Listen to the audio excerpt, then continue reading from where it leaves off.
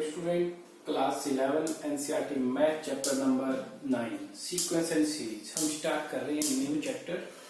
देखते हैं इस चैप्टर में हमारे पास क्या क्या आने वाला है और क्या हम इसमें रीड करेंगे। तो इस चैप्टर में सबसे पहले मैं बता दूं आपको सीक्वेंस एंड सीरीज जो है एक, जैसे 10th में आपके पास एपी चैप्टर था अर्थमेटिक प्रोग्रेशंस, उसी टाइप का ये चैप्टर है हमारे पास में। यूजुअली अर्थमेटिक प्रोग्रेशन भी यहीं से निकला हुआ है। तो हम बात करें सीक्वेंस एंड सीरीज में हम क्या रीड करेंगे। सबसे पहले हम बात करेंगे सीक्वेंस एंड सीरीज क्या होता है। उसके बाद में आपको बता दूंगा कि जो सीक्वेंस होता है, एक स्पेसिफिक सीक्वेंस हमें जो मिलता है हम उसको बोलते हैं प्रोग्रेशन। और प्रोग्रेशन से ही हमारे पास यहां से प्रोग्रेशन से ही एक हमारे पास आता है अरिथमेटिक प्रोग्रेशन और दूसरा हमारे पास में ज्योमेट्रिक प्रोग्रेशन। ठीक है, तो यहां से दो हमारे पास एक यानी कि अरिथमेटिक प्रोग्रेशन कहने को मतलब एपी और दूसरा हमारे पास यहां से जीपी, ये निकल के आएंगे। फिर वहां से हम यहाँ पे अरिथमेटिक मीन की बात करेंगे, अरिथमेटिक मीन, और ज्योमेट्रिकल प्रोग्रेशन में हम ज्योमेट्रिकल मीन की बात करेंगे। फिर उसके बाद में उन दोनों के बारे में, इन दोनों के बीच में क्या रिलेशनशिप है, क्या इन दोनों के बीच में क्या रिलेशन है, वो हम इस चैप्टर में डिस्कस करेंगे। हमारे पास सीबीएसई 2020-21 के सिलेबस के अकॉर्डिंग यहाँ पर ये चैप्टर खत्म हो रहा है। हालांकि एनसीईआरटी बुक में ये चैप्टर इससे आगे भी है, लेकिन इस साल के लिए जो सिलेबस रिड्यूस किया गया है उस सिलेबस में आपके पास ये चैप्टर सिर्फ यहाँ तक अरिथमेटिक मीन और ज्योमेट्रिकल मीन के बीच में जो रिलेशनशिप है वहां पर ये चैप्टर खत्म हो जाता है। तो चलो देखते हैं हम इंट्रोडक्शन पार्ट में हमारे पास में फर्स्ट सबसे पहले हम एक्सरसाइज 9.1 का इंट्रोडक्शन देखते हैं। उसके बाद में जैसे जैसे हम एक्सरसाइज करेंगे उनसे पहले एक्सरसाइज का इंट्रोडक्शन डिस्कस करेंगे। स्टूडेंट, एक्सरसाइज 9.1 का इंट्रोडक्शन की बात करें तो इंट्रोडक्शन में सबसे पहले हमारे पास में सीक्वेंस एंड सीरीज की बात हम करेंगे। तो देखते हैं सबसे पहले सीक्वेंस क्या है। सीक्वेंस एक्चुअल में हमारे पास जो सीक्वेंस है वो एक अरेंजमेंट है, और वो एक अरेंजमेंट किस चीज की हो सकती है, वो किसी थिंग्स की अरेंजमेंट हो सकती है। और मैथमेटिक्स की बात करें तो यूजुअली हमारे पास में ये नंबर्स की एक अरेंजमेंट होती है और उसके लिए एक कोई ना कोई एक फिक्स्ड रूल होता है जिसके अकॉर्डिंग वो सीक्वेंस बन रही है। तो इस टाइप से हमारे पास में मैथ्स में जो नंबर्स होंगे उन नंबर्स की एक सीक्वेंस, अब वो जो भी नंबर वो रखे होंगे, जैसे सीक्वेंस के एक एग्जांपल की बात करें हम, जैसे हम कह सकते हैं कि किसी क्लास के स्टूडेंट को बुलाया गया है और वो किस तरीके से उनके लिए कहा गया है कि उनको एक सीक्वेंस में लेके आए, यानी कि उनको रोल नंबर वाइज लेके आए, या जैसे असेंबली में मॉर्निंग असेंबली में स्टूडेंट को सीक्वेंस वाइज, किस सीक्वेंस के अकॉर्डिंग, उनकी हाइट के अकॉर्डिंग, पहले सबसे स्मॉल फिर उससे ज्यादा हाइट वाला फिर उससे नेक्स्ट ज्यादा हाइट वाला, इस अकॉर्डिंग स्टूडेंट को वहां पे खड़े किया जाता है। तो उसी तरीके से हमारे पास सीक्वेंस क्या है, सीक्वेंस एक अरेंजमेंट है मैथ्स में जिसके अंदर में वो किस चीज की सीक्वेंस है, वो उस सीक्वेंस में हमारे पास थिंग्स हो सकती हैं या यूजुअली हमारे पास मैथ्स में वो नंबर होते हैं और उनके लिए हमारे पास एक फिक्स्ड रूल होता है। तो ये हमारे पास सीक्वेंस में है। और यहाँ पे हम बात करें कि जब वो कोई भी हमारे पास सीक्वेंस है उसमें कुछ नंबर होंगे, तो कोई नंबर यहाँ पे हमारे पास में फर्स्ट पोजीशन पे होगा, कोई हमारे पास सेकंड पोजीशन पे होगा। अगर पोजीशन के अकॉर्डिंग मैं यहाँ पे बात करूं पोजीशन, तो कोई फर्स्ट पोजीशन पे होगा, कोई सेकंड पोजीशन पे होगा, कोई होगा हमारे पास थर्ड पोजीशन पे, कोई फोर्थ पोजीशन पे, इस तरीके से। ठीक है, कहीं ना कहीं पे कोई नंबर हमारे पास nth पोजीशन पे भी होगा। तो उसके अकॉर्डिंग जो नंबर हमारे पास में फर्स्ट पोजीशन पे होता है उसको हम या तो A1 से या T1 से, ठीक है, और इस तरीके से या A2 से या T2 से और A3 T3, इस तरीके से हम डिनोट करते हैं उन नंबर्स को। और अगर कोई नंबर इसी तरीके से nth पोजीशन पे है उसको an से या फिर tn से हम रिप्रेजेंट करते हैं। ये इससे हमें फायदा क्या होता है, इससे हमें सीक्वेंस से ये फायदा है कि हमें जो भी नंबर का पता करना है वो हम बड़े ही इजीली वे में हम किसी भी नंबर का पता कर सकते हैं कि वो नंबर कौन सा होगा। यानी कि सीक्वेंस हमें हेल्प करता है किसी नंबर को पिकअप करने के लिए या किसी नंबर के बारे में डिटेल उसके बारे में पता करने के लिए वो इजीली हम फाइंड आउट कर सकते हैं। किस अकॉर्डिंग, क्योंकि इसका एक फिक्स्ड रूल है। अभी हम आगे नेक्स्ट क्वेश्चन में वो डिस्कस करने वाले हैं। तो इसके बाद हम बात करें कि अगर सीक्वेंस में हमारे पास नंबर ऑफ टर्म्स, जैसे 1 2 3 यहाँ पे n, यहाँ पे टोटल टर्म्स कितनी है, टोटल टर्म्स हमारे पास बात करें तो हमारे पास n टर्म है। तो जिस सीक्वेंस में हमारे पास total number of term finite होंगी वो सीक्वेंस हमारे पास फाइनाइट होती है, और जिसमें हमारे पास जिस सीरीज में जिस हमारे पास सीक्वेंस में नंबर ऑफ टर्म इनफाइनाइट हो, यानी कहीं आगे तक जा रहे हैं, हमें नहीं पता है कहां तक जाएगा, उसके अंदर में अगर हमारे पास नंबर ऑफ टर्म इनफाइनाइट है, टोटल नंबर ऑफ टर्म हमारे पास अगर वो इनफाइनाइट है तो उसी के अकॉर्डिंग वो सीक्वेंस भी हमारे पास इनफाइनाइट सीक्वेंस होती है। तो इसके बाद के अगर एक एग्जांपल की बात करें हम, जिस तरीके से हम लिख सकते हैं 2 4 6 8, यहीं तक हमने खत्म कर दिया, तो ये हमारे पास एक फाइनाइट सीक्वेंस है। 2 4 6 8 इसी तरीके से चलती जा रही है सीक्वेंस हमारे पास में, तो ये हमारे पास में एक इनफाइनाइट सीक्वेंस है। तो इसके बाद हम बात करते हैं कि जो सीक्वेंस की टर्म हमारे पास गिवन होती है, जैसे यहाँ पे बात करें तो A1 2 है, A2 हमारे पास 4, A3 हमारे पास 6, उसके बाद में A4 7, A4 8। इस तरीके से हमने ये सीक्वेंस ली। तो इन सीक्वेंस के अकॉर्डिंग ये जो सीक्वेंस है, जब ये एक किसी स्पेसिफिक ऑर्डर में होती हैं या कोई इनका एक स्पेसिफिक रूल होता है, तो उस स्पेसिफिक रूल के अकॉर्डिंग इन सीक्वेंस को हम बोलते हैं प्रोग्रेशंस। तो उन सीक्वेंस को हम बोलते हैं प्रोग्रेशन।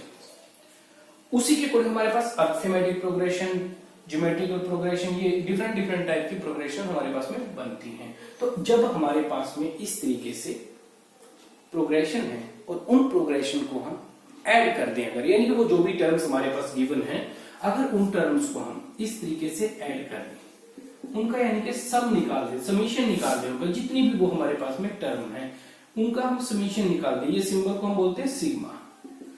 और यहाँ पे ये यूज किया जाता है नोटेशन के लिए कि सम ऑफ ऑल द टर्म्स, जितनी भी टर्म्स हैं उन सभी टर्म का हमने सम किया है, इसके अकॉर्डिंग हम रिप्रेजेंट करते हैं। ठीक है, तो समीशन जब निकालते हैं हम, तो यहाँ पे जैसे फर्स्ट टर्म है और ये फर्स्ट टर्म है हमारे पास A1, और यहाँ पे जाके कोई AN nth टर्म है, तो उसके अकॉर्डिंग हम कह सकते हैं I = 1, यानी कि 1 से शुरू हुई है वो नंबर, और कहां तक नंबर का सम, n तक के नंबर का सम। वो सारा क्या है, उसका एक रूल है। जैसे ये हमारे पास इवन नंबर है, तो इवन नंबर हम रिप्रेजेंट करेंगे 2n से, तो वो सारे नंबर का सम, इस तरीके से सीरीज को हम रिप्रेजेंट कर सकते हैं। तो इस तरीके से जो सीक्वेंस में जब हमने टर्म्स का सम कर दिया उन सीक्वेंस को, तो उस टाइम जो वो हमारे पास में ये सभी सीक्वेंस का जब हमने सम किया है, तो ये जो हमारे पास में रिप्रेजेंट है, इसको हम कहेंगे सीरीज।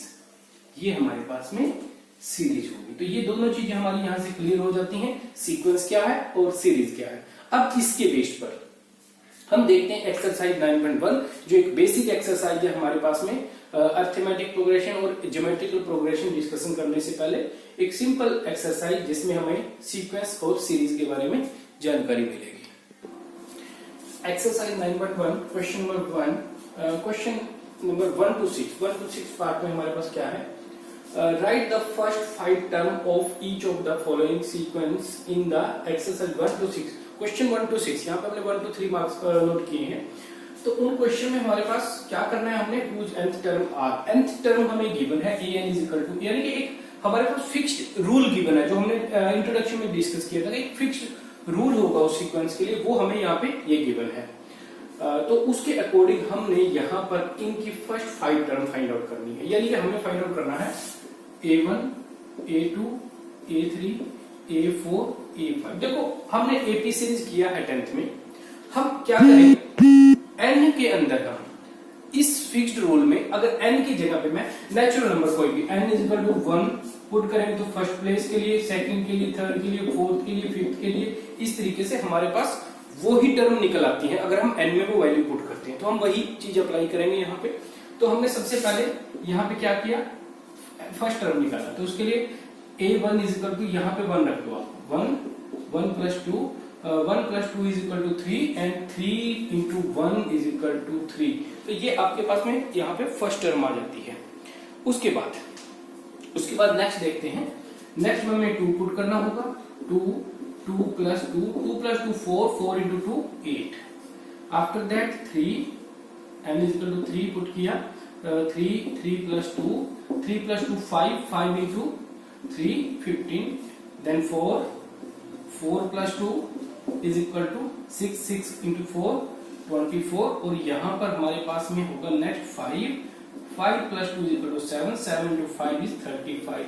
तो यानी कि हमारे पास जो सीक्वेंस यहाँ पे आ रही है वो सीक्वेंस की फर्स्ट 5 टर्म क्या है, वो है 3 8 15 24 एंड 35। ये आपके पास में उस सीक्वेंस के फर्स्ट 5 टर्म हैं। तो इस तरीके से हमने इस एक्सरसाइज के 1 to 6 पार्ट हमने करने हैं। अगर नेक्स्ट सेकंड पार्ट की बात करें तो किस तरीके से होगा, a1 इज इक्वल टू, मैं 2-3 टर्म निकाल लेता हूं, उसके बाद में आप लोगों ने उसी तरीके से कर लेना है। यहाँ पे 1 plus 1 is equal to 1/2। Next अगर मैं 3 की बात करूं, a3 इज इक्वल टू 1, तो यहाँ पे हमने क्या रखना होगा, सॉरी यहाँ पे हमने पहले 3 रखना होगा, 3/3 प्लस 1, तो ये हो जाएगा 3/4। इस तरीके से आप इसकी बाकी टर्म भी निकाल सकते हो। यहाँ पे a2 की अगर बात करें हम, a2 क्या होगा, वो होगा आपके पास में 2/2 प्लस 1 यानी कि 2/3। यहाँ पे आपके पास आ जाएगा 2/3। तो इस तरीके से आप इसकी 5 टर्म फाइंड आउट कर सकते हो। ये आपने खुद करना है, डू योरसेल्फ। इसके बाद देखते हैं हम नेक्स्ट थर्ड पार्ट में क्या है। an is simply given by 2 raised to power n। तो यहाँ पे a1 is equal to 2 raised to power 1 is equal to 2, a2 is equal to 2 raised to power 2 is equal to 4, a3 is equal to 2 raised to power 3, 2 to the 4 into 2 the 8। तो इस तरीके से आप बाकी की term भी इसकी find out कर लोगे। इसके बाद में नेक्स्ट डिस्कस करते हैं क्वेश्चन नंबर हमारे पास है नेक्स्ट, इसमें 4th इजिली आप कर दोगे। हम बात करते हैं क्वेश्चन इसमें क्वेश्चन नंबर 5 की। an is equal to -1 raise to power n minus 1 and 5 raise to power n plus 1। ये पार्ट देखते हैं और इस पार्ट में थोड़ा सा आपको कंफ्यूजन हो सकता है, वो अभी दूर हो जाएगा। देखो करना हमने वही है, n की जगह पे हमने सबसे पहले 1 फिर 2 फिर 3 इस तरीके से हमने 5 तक रखना है। तो सबसे पहले यहाँ पे 1 रखा, तो यहाँ पे हमारे पास हो जाएगा -1 0। तो यहाँ पे 0 हो जाएगा। अगले स्टेप में करते हैं और यहाँ पे आपके पास में 5 रेज टू पावर 1 प्लस 1। तो देखते हैं यहाँ पे हमारे पास पावर हुई 0 और किसी भी नंबर की पावर अगर 0 होती है तो उसका रिजल्ट हमारे पास 1 आता है। 1 into 5 raise to power 2, 5 raise to power 2 is equal to 25। तो ये आपके पास वैल्यू यहाँ पे आ जाती है, मल्टीप्लाई होकर 25। इसके बाद में बात करते हैं a2 which is equal to -1 2 -1 directly लिख रहा हूं, 2 - 1 इज इक्वल टू 1 और इनटू में 5 2 प्लस 1 3, ये हो जाएगा 125 और इनटू में -1 की पावर 1 तो ये वैल्यू -125 आ जाएगी। इसी तरीके से आपने नेक्स्ट पार्ट में a3 पुट करना है यहाँ पे, तो उस केस में पावर 3 -1 यानी कि 2 हो जाएगी और इनटू यहाँ पर 5 3 plus 1 is equal to this is -1 raise to power 2 यानी कि ये हो जाएगा सॉल्व होके 1 इंटू 5 रेज टू पावर 4। तो इस तरीके से आपके पास में इस स्टेप में हो जाएगा 1 इंटू में 625 इज इक्वल टू 625। तो इस तरीके से हमने अभी तक 3 टर्म फाइंड आउट किए। आगे आपने इसको मल्टीप्लाई करके 5 तक फाइंड आउट कर लेना है। तो इस तरीके से हमारे पास इस पार्ट में सोल्व करने हैं। तो 1 to 6 पार्ट आपके पास ऐसे ही हैं, आप इनको सोल्व करोगे। अगर कोई प्रॉब्लम आती है then you can tell me. Student next is the question number 7 8 9 and 10 7 to 10। क्या करना है हमने इन क्वेश्चन में, find the indicative term in each of the sequence in the exercise 7 to 10 whose nth term are given by this. यानी कि nth term देने का मतलब क्या होता है, nth टर्म है वो फिक्स्ड रूल जिसके अकॉर्डिंग हमें उस सीक्वेंस के कोई भी टर्म का पता लग सकता है। जैसे हमने बात की थी इंट्रोडक्शन में कि सीक्वेंस का हमें फायदा होता है कि उसका एक फिक्स्ड रूल होता है जिसके अकॉर्डिंग हम कोई भी टर्म चाहें वो हम पता लगा सकते हैं। किसी भी टर्म को सारी की सारी सीक्वेंस हमें लिखने की जरूरत नहीं होती। तो वही चीज हमें इंडिकेट किया गया है A17 और A24 टर्म फाइंड आउट करने के लिए। तो बिल्कुल सिंपली हमारे पास क्या है, देखो ये nth टर्म का फॉर्मूला है और यहाँ पर हमारे पास में ये जो टर्म हमने फाइंड आउट करनी है वो A17 है, यानी कि यहाँ पे n की वैल्यू हम 17 पुट करेंगे। तो यानी कि सबसे पहले A17 is equal to, solution में हमारे पास A17 is equal to 4 into 17 minus 3। Simply इस पार्ट को सोल्व कर दो, आपके पास में 68 माइनस 3 इज इक्वल टू 65। इस तरीके से बड़ा ही सिंपल सा है। और इसी तरीके से A24 इज इक्वल टू, जैसे मैंने बताया था ना आपको, ये सिर्फ एक बेसिक एक्सरसाइज है। इस चीज को ऐसा नहीं कि सारे इक्वेशन आपके पास इस तरीके से आएंगे, ये आपका बेस चेक करने के लिए, बेस को बिल्डअप करने के लिए एक्सरसाइज है। तो A24 हमने पुट किया यहाँ पे 4 into 24 minus 3, 24 into 4 is equal to 96 minus 3 is equal to 95। Similarly यहाँ पे बात करें तो A7 हमने फाइंड आउट करना है। A7 is equal to 7 square over 2 raise to power 7। तो इसको आप सिंप्लीफाई कर लेना, जो भी आएगा आपके पास में वो आंसर हो जाएगा यहाँ से सॉल्व करके। 7 7 49 और इसको आप 2 रेज़ टू पावर 7 यानी कि 2 इंटू 2 इंटू, इस तरीके से 7 टाइम आप सोल्व करोगे तो 5 टाइम का आपके पास हो गया 32 इंटू 2 इंटू 2 यानी कि ये 128 आपके पास में आंसर आ जाएगा। बात करते हैं क्वेश्चन नंबर 9 की। an is equal to minus 1 raise to power n minus 1 into n cube, n 9th term हमने फाइंड आउट करनी। तो देखते हैं A9 इज इक्वल टू, यहाँ पे हम जहां पे भी n हमें दिखेगा वहां पे हम वैल्यू पुट कर देंगे 9 minus 1 into 9 raise to power 3। तो यहां से हमारे पास हो जाएगा 9 raise to power 1 minus 1 raise to power 8 into 9 raise to power 3 मतलब हो गया 9 इंटू 9 इंटू 9 और ये वैल्यू आपके पास आ जाती है 81 इंटू 9 729। तो यहां से हम सॉल्व करेंगे -1 की कितनी भी पावर हो, अगर वो पावर आपके पास इवन होगी तो आपके पास में पॉजिटिव वैल्यू आएगी 1, और अगर वो पावर ओड होगी तो आपके पास में इवन नेगेटिव वैल्यू आती है 1। तो यहाँ से 1 into 729 is equal to 729 is your answer. Next question number 10. This is the question number 10. ठीक है, तो an is equal to n minus 1 n minus 2 upon n plus 3। देखते हैं यहाँ पे हमने 20th टर्म फाइंड आउट करनी है। तो a20 is equal to 20 multiply 20 minus 2 upon 20 plus 3। तो यहाँ से हमारे पास simply 20 minus 18, 20 minus 2 is equal to 18 and divide by 23। 23 एक प्राइम नंबर है, डिवाइड नहीं करेगा, सॉरी ये कैंसिल नहीं हो सकता। अगर कोई ऐसी टर्म आती है ऊपर जिसमें 23 उसका फैक्टर हो, लेकिन यहाँ पे 23 फैक्टर नहीं है तो डिवाइड नहीं हो पाएगा। ये आपके पास आ जाएगा 360 divide by 23 and this is your answer of the question number 10। Next is the question number 11. Write the first 5 terms of each of the sequences in the exercise 11 to 13 and obtain the corresponding series। हमें कहा गया है कि question number 11 to 13 में 11th part हमने यहाँ पे लिया है, हमने क्या करना है, फर्स्ट 5 टर्म इस सीक्वेंस की हमने फाइंड आउट करनी है। उसके बाद and obtain the corresponding series, फिर उनकी उसको हमें सीरीज की फॉर्म में भी रिप्रेजेंट करना है। तो देखते हैं किस तरीके से हमारे पास ये क्वेश्चन होगा। हमें कहा है a1 is equal to 3 and an is equal to, ये हमें फिक्स्ड रूल गिवन है, an is equal to 3an minus 1 plus 2 for all n is greater than 1। अगर n की वैल्यू ग्रेटर देन 1 है उस केस में हमने ये रूल अप्लाई करना है, और अगर n की वैल्यू स्मॉल है, नेचुरल नंबर में n की वैल्यू अगर हमारे पास स्मॉल है 1 से, तो उस केस में 1 से ग्रेटर यहाँ पे कहा है, तो यानी कि अगर 1 है तो उस केस में हमने ये यहाँ पे रिप्रेजेंट किया हुआ है। तो देखते हैं, सबसे पहले हम बात करेंगे यहाँ पे a1 क्या होगा।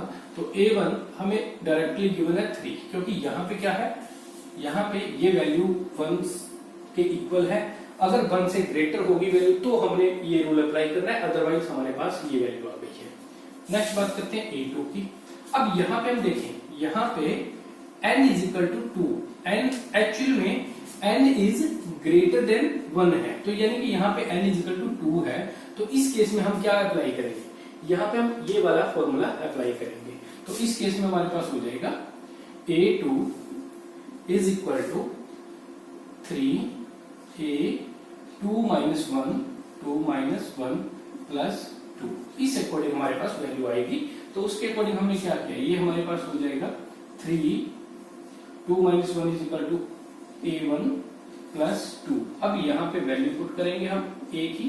A1 की क्या वैल्यू थी हमारे पास 3, A1 की वैल्यू हमारे पास है 3, तो ये हमने यहाँ पे वैल्यू रख दी 3 प्लस 2। तो इस तरीके से 3 3 is 9 प्लस 2, ये हमारे पास वैल्यू आ जाती है 11। यानी कि यहाँ से हमारे पास में A2 की वैल्यू आ जाएगी 11। हम नोट कर लेते हैं यहाँ पे A1 is equal to 3 and A2 is equal to 11। Next case जब हमारे पास में A3 which is equal to same formula 3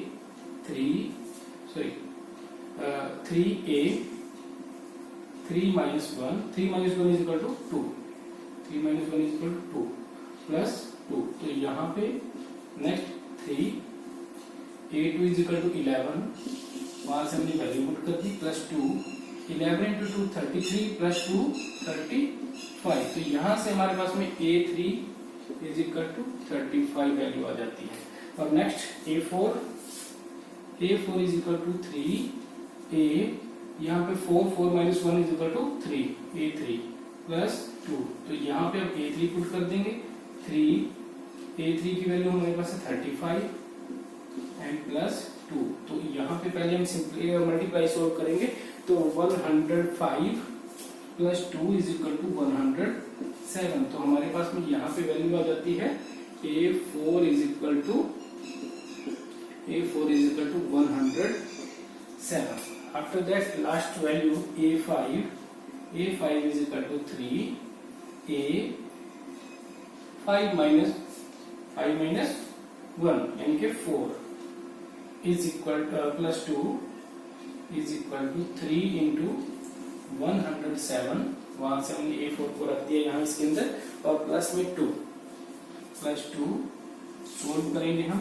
इनकी मल्टीप्लाई की पहले 321 प्लस 2 इज इक्वल टू 323। तो A5 हमारे पास आ जाता है 323। नोट डाउन, इसको आप नोट करें। तो अब इसके बाद में बात है हमारे पास, उसने हमें कहा है कि ऑब्टेन द कॉरस्पॉन्डिंग सीरीज। वो कॉरस्पॉन्डिंग सीरीज क्या होगी, तो जब हम सीरीज इंट्रोडक्शन पार्ट कर रहे थे तो हमने वहां पे डिस्कस किया था, जब हमारे पास में कोई भी सीक्वेंस आती है, तो ये हमारे पास में सीक्वेंस है 3 11 35 107 एंड आफ्टर दैट 323। ये हमारे पास में वो सीक्वेंस आ गई है।